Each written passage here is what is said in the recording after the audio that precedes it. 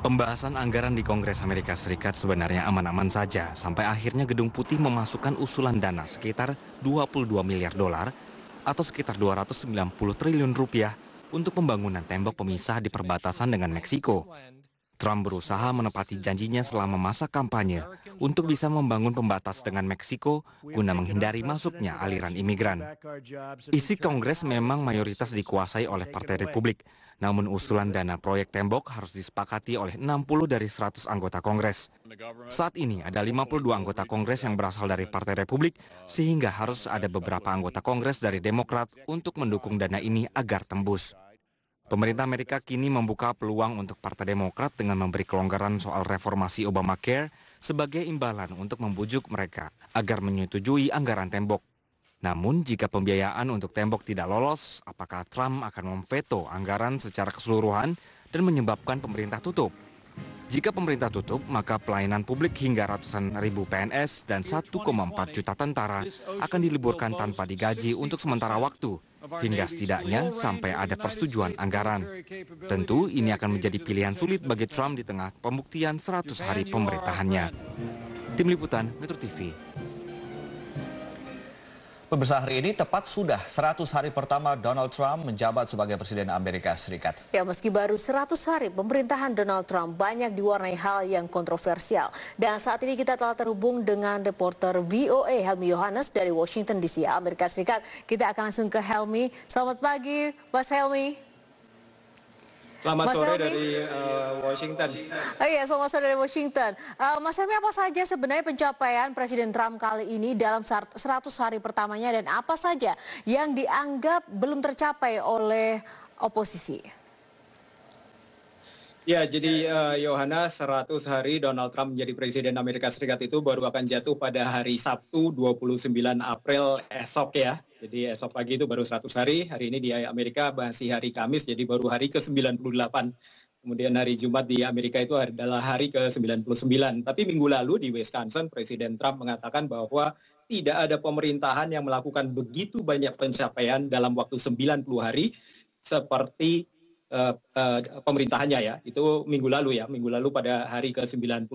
Hal ini memang masih banyak diperdebatkan, tapi memang menurut sejumlah pakar ada sejumlah pencapaian ya yang telah dilakukan oleh Presiden Trump selama 3 bulan terakhir ini. Di antaranya yang menonjol itu adalah pencalonan Hakim Mahkamah Agung yang akhirnya sudah dikonfirmasi oleh Senat Amerika.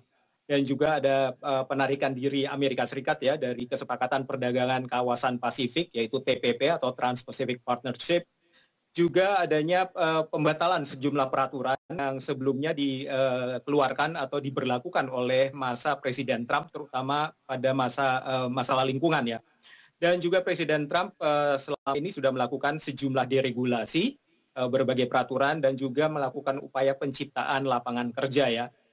Dan ini yang menurut situs Gedung Putih itu cukup banyak dilakukan, itu adalah mengeluarkan Inpres ya. Jadi Presiden Trump itu mengeluarkan atau menerbitkan Inpres, instruksi Presiden, itu jumlahnya akan mencapai 30 pada hari ke-100 nanti.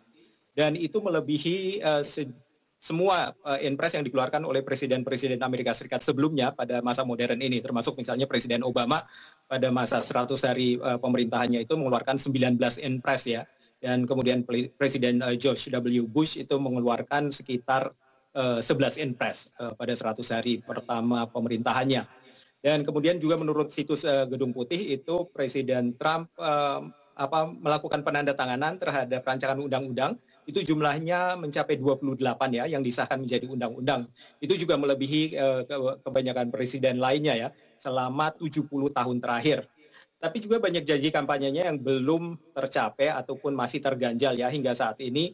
Itu diantaranya adalah seperti yang tadi sudah disebutkan adalah pembangunan tembok perbatasan yang dijanjikan akan dibangun dan masih menjadi ganjalan saat ini di dalam anggaran pemerintah Amerika Serikat. Tapi tampaknya mungkin akan ditunda pembangunan itu karena demi menyelamatkan anggaran supaya pemerintahan tidak tutup ya.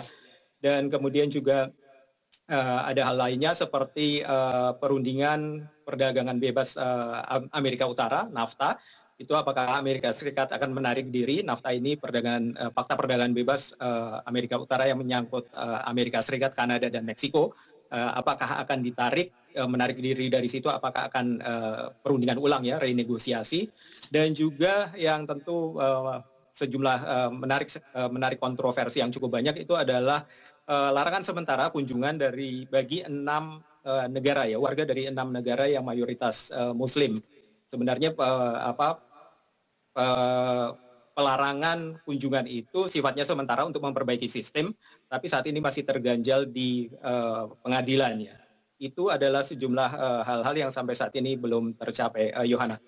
Iya, lalu Mas Helmi, sejauh mana saat ini sebenarnya dukungan publik terkait pemerintahan Donald Trump? Ya, jadi jajak pendapat dari 538 itu menunjukkan saat ini tingkat dukungan terhadap Presiden Trump itu berjumlah 42% ya.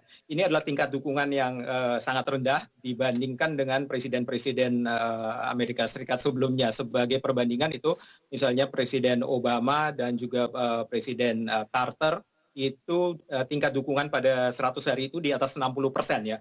Itu dukungan yang sangat tinggi. Bahkan Presiden Kennedy misalnya ataupun Presiden Lyndon Johnson itu dukungannya di atas 70% pada 100 hari pertama pemerintahannya.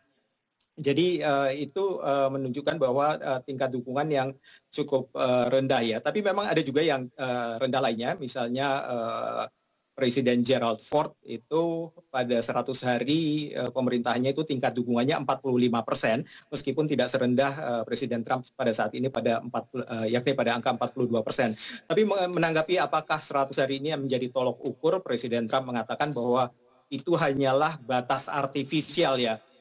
Ia tidak terlalu berarti ya. Bahkan lewat Twitter Presiden Trump mengatakan bahwa batas seperti itu adalah tidak masuk akal. Jadi itu dulu yang bisa saya laporkan dari Washington DC. Kita kembali ke Yohana dan Adi di Metro Pagi. Ya, terima kasih Mas Helmi Yohanes melaporkan dari Washington DC, Amerika Serikat.